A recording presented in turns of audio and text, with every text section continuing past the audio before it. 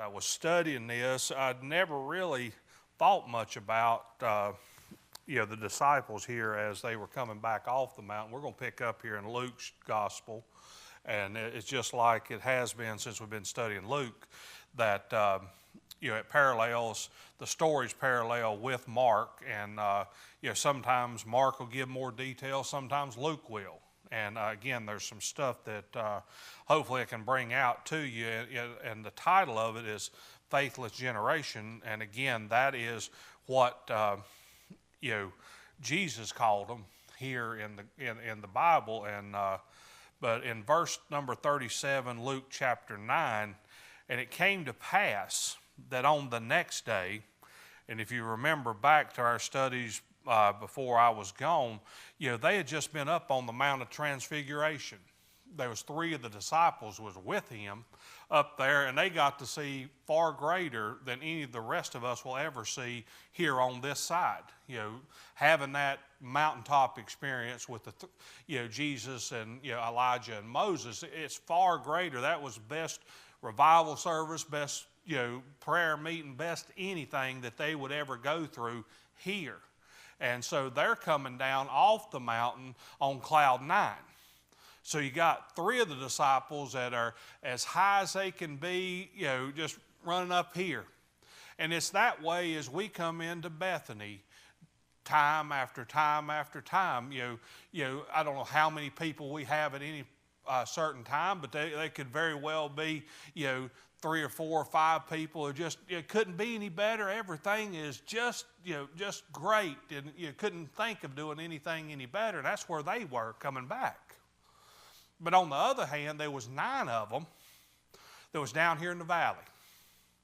And it's that way in any group of people that you run into here at church or out at wherever you are. You got these people that are way up here, and you have some that are going through the valley experience. I would love to stay on the mountain all the time. I would love to stay there because it's much more pleasant when you're up here and everything's good.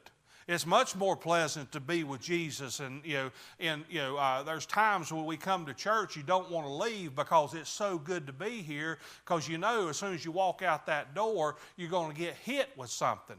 So again, those 3 were happy, but the other 9 were facing a trial. They were down and out. They was not singing oh how Jesus loves me, or whatever happy song you want to be singing.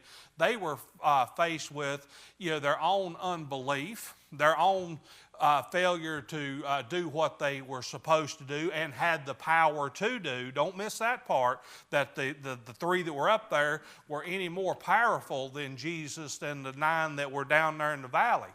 And it's the same way with us. God fills us all with the Holy Spirit when we're saved, and we all have the power to live the way Jesus wants to, but sometimes we choose not to. Sometimes our faith is weak. Sometimes we're not where we should be, and God can't use us. And just like Jeff was preaching on Sunday, we ought to be charged up because these people that are lost are going to hell. If they do not come to the saving grace of God, they're going to hell, and we should be concerned about that. So here, just get that in mind. 3 are happy, 9 are not happy, and it's all going to come to a head here as they get down there. It said it came to pass, they come on the next day that it came down from the hill. Much people met him. And behold, a man of the community cried, saying, Master, I beseech thee, look upon my son, for he is my only child. And lo, a spirit taketh him, and he suddenly crieth out, and it teareth him, that he foameth again, and bruiseth him, hardly departed from him. And I besought thy disciples to cast him out, and they could not. Remember what we just talked about, that, hey, they had the same power that Jesus had bestowed on all 12. And they had brought this man that from a child, if you look over in Mark's gospel, it gives a little more description of this, of the child here. Pick it up in verse 14 of Mark chapter 9. And when he came to the disciples, he saw a great multitude with them, and the scribes questioning with them. They were discussing, and straightway all the people, when they held him, went greatly amazed, and running to salute him. And he saith unto the scribes, why question you him? So he had the religious crowd questioning the 9 that's down there, why they didn't have the power that, to cast out or, help this young man. And what did the young man have going on? And one of the multitude said, this is Dad, Master, I have besought thee, and to my son which hath a dumb spirit. He couldn't talk, he couldn't communicate, he was possessed with the devil, and whenever he taketh him, he teareth him, and he foameth and gnasheth with his teeth, and pineth away. And I spake to thy disciples that they should cast him out, and they could not. Can you imagine that your child or your grandchild or your loved one was so possessed by a devil that all of a sudden, the Bible describes that he would just, the devil would take over and throw him into a fire, throw him down on the ground, insert whatever bad thing you could think about in your child. And as a parent or a grandparent, you would do anything to help. And that's where Dad was here. He said, hey, I heard about these disciples. I heard about this Jesus. I heard about it, and here I came to them, and they could not help him. And so how many times is that the world where they'll come to us, and we don't have the power on our life to be able to minister to them? I've never cast out a devil. Don't figure I ever will. I don't figure that'll happen to me. But you know what? I do have the power to pray for anybody and anything they have going on. And as we've talked since I've been here, the Bible teaches us to come boldly unto the throne of God and seek what you will. And you know what? That boldness comes not only for my own problems, but I can come boldly when you come and you say, hey, this is what's going on in my world. This is what's going on. Hey, can I help you in any way? I can take your petition boldly to Jesus, because there's where the help is. Because, that's what let me just tell you, we're required to do that. Plain and simple. We're required to be our brother's keeper. And that means we help in any way we can, whether it's an encouraging word or it's boldly coming through there. And Dad said, hey, they couldn't do it. Can you help? And as you go a little further, as we set back over here into Luke, is facing the problem here. Jesus was, and the problem with him, he knew in his own self he could cast out that devil immediately. That wasn't the issue. Wasn't no problem with Jesus taking care of it, but he was more concerned with his disciples. He was more concerned with the crowd that was gathered around there, because as we get into this later in this message here, he's more concerned because he knew he was going to the cross not too awful far in the future, and then after he rose from the dead, he was going back to heaven. So these people needed to learn and be able to understand. When we're saved, we don't understand how much power that God has for us, and that's why we got to read and we got to study and we got to praise and we got to get more and more and more in tune with Jesus. Because again, I'm not bragging on me at all, but when I got that phone call that Mom and Daddy's house was on fire, if I would have been there, I'm not a firefighter, I could not have helped. I would not have drug a hose in there to help. But you know what I could do? I could take it to the Master who takes care of things no matter where I'm at. So again, that's not anything other than experience that, hey, I've been in this a little while, not that I'm super spiritual, not that I don't worry about stuff, but you know what? You can have confidence in Jesus, because you know what? He's did it before. And because he's did it before, guess what? He'll do it again. And he'll do it again. And you know what? He doesn't get tired of doing, cleaning up my messes. And I'm thankful for that. Because, I get tired of, cleaning up my kids' messes every once in a while. And, I get a little short with them. And I bet you if you raise your hand, you do with yours, your grandkids, just be honest. But again, Jesus never gets tired of looking after our kids. And we're his kids if you get down to that. And this analogy came to me when I was studying this, and hopefully this will help you, because I believe Jesus, when he's watching my life, up there. How many of you been riding down the road and that doggone squirrel comes out there and runs out in front of your car? And that squirrel, if it'll go on, it'll be just fine. If it'll go on over there off the side of the road, it'll be just fine. And you know what? If when I'm going down through the road of life, if I'll just follow Jesus and go on off the other side of the road, you know what? I'm out of harm's way. But you know what? Jimmy don't do that. I'm that squirrel that here comes the big old car. I mean, there's safety over there in those woods. But here comes that big old car, and it goes back and forth 100 different times. If you try to dodge it, guess what? You're going to run right over it. And you know, I believe Jesus sees me up there. Hey, Jimmy, go on over here. And he sees me coming back and forth, and he's up there wringing his hands. You know, what are you doing? You just follow me, and you'll be fine. And I'll guarantee you some of the rest of you do that. I don't want nobody to raise your hand. But that's me. Just run around there at squirrel. And that's what was happening here. Jesus had already showed them the way and already taught them. These disciples, all 12 of them, had already witnessed enough miracles that they should have not had any doubt that God would have cast that devil out for those 9 that were down there. But you know what? They didn't do what? They didn't pray and they didn't fast, is what it said here in the last part. Where is that? It's over here in Mark's gospel, down about verse 29. He said unto them, this can come forth by nothing but prayer and fasting. You want help for your life in any situation? It's not going to come if you're out here running around in the world worrying about everything else, trying to do it that way. If you want something from God, He's got some requirements. We got to live right. We got to stay prayed up. You know, you can look at me and say, I've never done much fasting at all. But, yeah, I try to pray. But, again, fasting, I'm not that spiritual. I like to eat because I'm going to eat a minimum 3 times a day. That's the main meals, and then I'm going to eat some meals in between them. Because, again, you can't get this figure if you don't eat. But, again, when we're going through life, there's some rules and things that we have to do. If you want the power of God, you can't live any way you want to Monday through Saturday and then come in here and say, oh, how I love Jesus on Sunday. It doesn't work that way.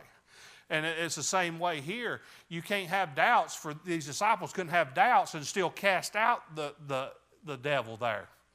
But I'm glad Jesus is always on the scene ready to help. And that's what He's going to do here. And then before we go on here and see Jesus, fix this, He come around and Dad here. And you can't throw Dad under the bus here because he didn't know. You can't throw people under the bus that are outside of Jesus and say, why do you not understand that? Because Dad didn't know for sure that Jesus could help the situation. Because look here what Dad says in verse number, let's just pick up 19. And he answered him and said, O faithless generation, how long shall I be with you? How long shall I suffer you? Bring him unto me. This is talking to the disciples.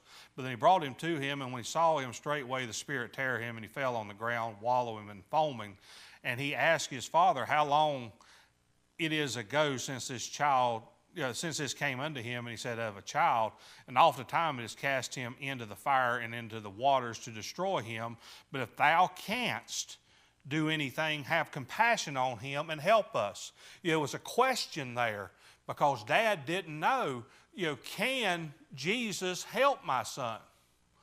You know why we're left here as Christians to be in the world? The world does not understand that Jesus can help in every situation. They do not have the experience that we do. They may have not been able to come to Bible school and Sunday school and been a part of the church for 10, 20, 30, 40, 50 years, we know some things because we've been through some things and we have watched. We could go around the room here tonight and each one of you would have some experiences where, hey, if it had not been for Jesus, I wouldn't have made it. If it had not been for Jesus, this situation wouldn't have turned out the way it did. If it had not been for Jesus and whatever, insert Jesus in there, and because we did, we come out on the other side far better than we could have designed it. I wouldn't have signed up for some of the stuff that I've went through. And I'm sure you're the same way. There's some things that if we had our choice, we'd have never went through. Dad here would have never had a son that was possessed of a devil. He would not have signed up for that. But you know what? When he believed on Jesus here, he's so glad that he did, because it doesn't matter what happened before. It matters what happens once Jesus shows up and takes care of it. Because let me tell you, I wouldn't take anything for the experiences I've learned whenever I couldn't do, but he could. Because when I got to the end of myself and quit fighting, Jesus took care of it. And let me tell you, I was over there, and I had a lot of time to think and to pray and just different things. And God's given me a couple different messages I'm going to share with you sometime. But he gave me this illustration, and I promise I'll get on, I'll quit rambling around. But I want you to get this picture, because just like the squirrel, you can take that and you'll remember that. I want to talk to you a little bit about the sheep that has fell in a hole. And the shepherd knows that the sheep's over in the hole. Okay, if you can imagine, picture this in your mind, that the sheep is down in a hole, in a pit, and can't get out. All 4 feet are down in there, and it is digging all it can, and it can't go anywhere because gravity's holding it down in there. The shepherd knew that sheep fell in that hole the minute it happened. And there's going to be times in your life that you're going to feel like you fell in a hole. And Jesus is not anywhere in sight. He doesn't care about me. I'm in this hole, and I'm fighting like everything I'm trying to dig out. I'm trying to do it in whose power? In my power. That sheep was trying to dig out there and could not get out of there. And the shepherd knew that it was there, because Jesus knows exactly where you are tonight. He knows exactly for wherever a church member is tonight, and they may be in that hole. And they're fighting like everything and trying everything in the world to fix it, and they're trying to do it in their own power. And you know what? They're not doing any good. That sheep was just, as it was digging, the top of the hole was getting bigger, but it was throwing dirt down in there, and it was more and more stuck. And there'll be times in your life you feel like that way, that you're stuck and Jesus has forsaken me. Let me tell you, he's not. You know what he's doing? He's waiting for you to give out of trying to do it your way. This hit me when I was over there. I got this picture. And how many times has he had to wait for me to give out completely? For the shepherd to walk over there and grab that sheep because it's exhausted. And he could grab it by the front legs and pull it up there and set it back down on good land. How many times has Jesus had to do that? He had to wait. And he had to wait. He wanted to rescue you, when it first started, but you wasn't ready. There was no way he could do it because you were fighting and screaming, and you would have clawed him to death because you were trying to do it your way. But whenever you got to the end of what you could do and you wore yourself out with your own feeble efforts, you know what he did? The master come by and he picked you up out of whatever that was, and he set you down. And he set you down better than it was whenever you fell into the doggone hole. And let me tell you, you can rejoice that the master knew where you was the whole time. The shepherd knew exactly where you was, and he was just waiting on you to give out of your own effort and say, hey, come help me. God, help me to take care of this. And that's where the dad was. He said, if thou canst, you help me. Because he had taken them to the disciples. He had taken them. I'm sure he did everything he could. He'd probably been all them priests and everything else, and nobody helped. But all of a sudden, he ran into the master. And he said, hey, if you can you help him? And Jesus here didn't immediately heal him, because he wanted Dad's heart first.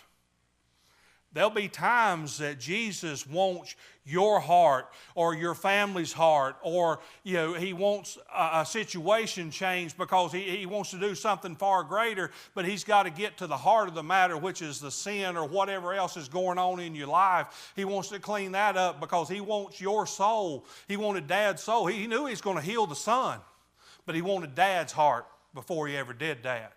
And there's times in our life you say, hey, why in the world am I going through this? Jesus may be trying to get somebody else's heart over here so that He's going to let you go through it, because you know what? You ought to thank God when He allows something to come your way, because He feels like you've got enough in you that He can use you to do that. And here's what He did here. He said, Jesus in verse 23 said, if thou canst believe, all things are possible to him that believeth. And straightway the father of the child cried out and said with tears. You know what tears are? There's a repentance. Whenever you get to the end of yourself and you cry out with tears that, God, I can't do it. God, I can't get out of this hole. You get me out of this hole. And he cried out with tears and he repented and he said, Lord, I believe. Help thou my unbelief. I'm not saying I'm super spiritual and I don't have doubts at times that, hey, God, what are you doing? And it's okay to have doubts. It's okay to not understand. But don't ever get to the point that you're shaking your fist at God. Why? No, you just go ahead and believe, and God, help my unbelief. Help me to understand why I couldn't believe. God, help me right here. And you know what He did? He healed him. And when Jesus saw that the people came running together, He rebuked the foul spirit and said, thou dumb and deaf spirit, I charge thee, come out of him and enter no more into him. And the spirit cried and rent him sore and came out of him and was as one dead, insomuch that they have said, he is dead. Can you imagine Dad here? That spirit come out of there and his boy's laying on the ground, as a dead person. And how many times in our studies here have we witnessed when Jesus come by, when that only kid is laying there dead? When that only kid, there's no life in him. There's situations where you think, hey, there's no way this situation's dead. Nothing can help. But hold on, because the Master's on the way. And hear what He did. And Jesus took him by the hand, lifted him up, and he arose. And when we come into the house, the disciples ask Him privately, why could we not cast him out? And it comes back to the prayer and fasting. Because let me tell you, there's a lot of people got help right there. Who do we have? We had Dad help my unbelief. The son got healed. He got him out of the ditch. Got him out of the hole. But you know who else got some help right there? Them disciples and all them people around there. They got to understand that, hey, Jesus, I gave you the power. You could do this.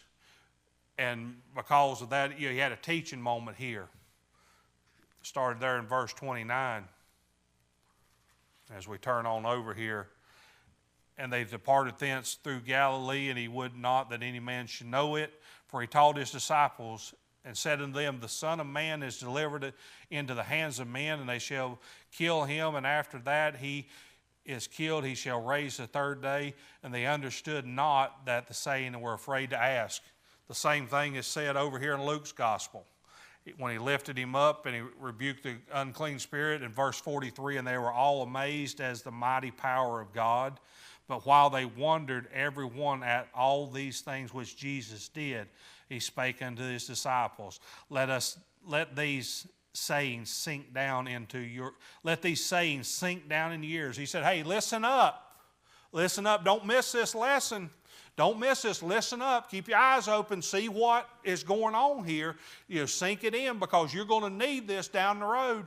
And I guarantee you, we go around the room here, and there's lessons that you've learned that God has allowed you to use for helping somebody else or helping you in the next situation that comes on.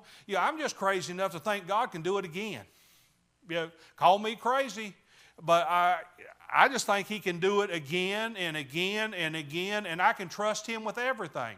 I'd love to tell you I do trust Him with everything, but I mess up. But that's what He's saying. Hey, you can trust me with this. And then He said, hey, what's going to happen here? For the Son of Man shall be delivered into the hands of men.